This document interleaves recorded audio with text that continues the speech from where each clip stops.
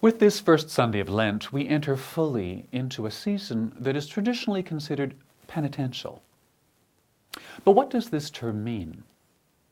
At its most basic, penance is another way of saying that our journey of faith as Christians necessarily includes the dimension of the cross. As Jesus said in St. Mark's Gospel, "If anyone would come after me, let him deny himself, take up his cross, and follow me." Now, we have all been challenged by Pope Francis to reflect on what he calls the joy of the gospel. But even in his exhortation, he reminds us of the centrality of the cross in our lives as Christians. In this Sunday's first reading, we heard a very old story, the story of the first sin. In symbolic language, the book of Genesis relates how God began a relationship of trust with our first parents and gave them a commandment, not to eat of the tree of all knowledge, or as the Bible puts it, knowledge of good and evil.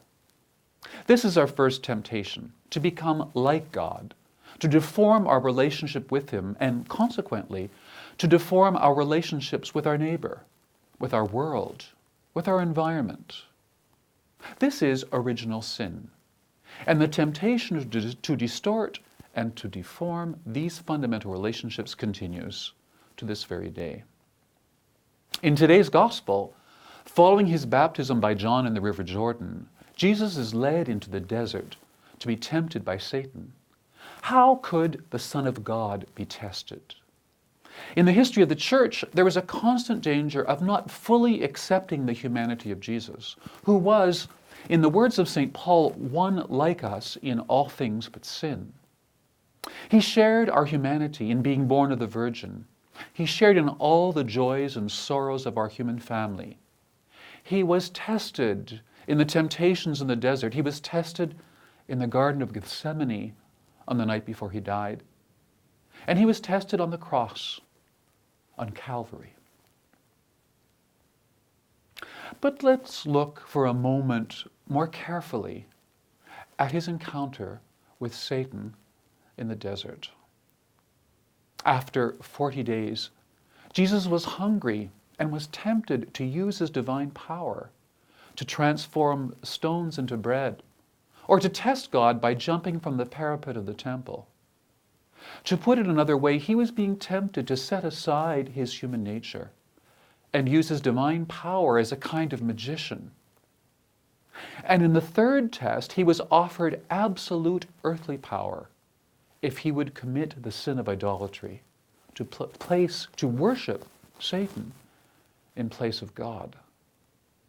The first man, Adam, ate the fruit of the tree in order to become like God.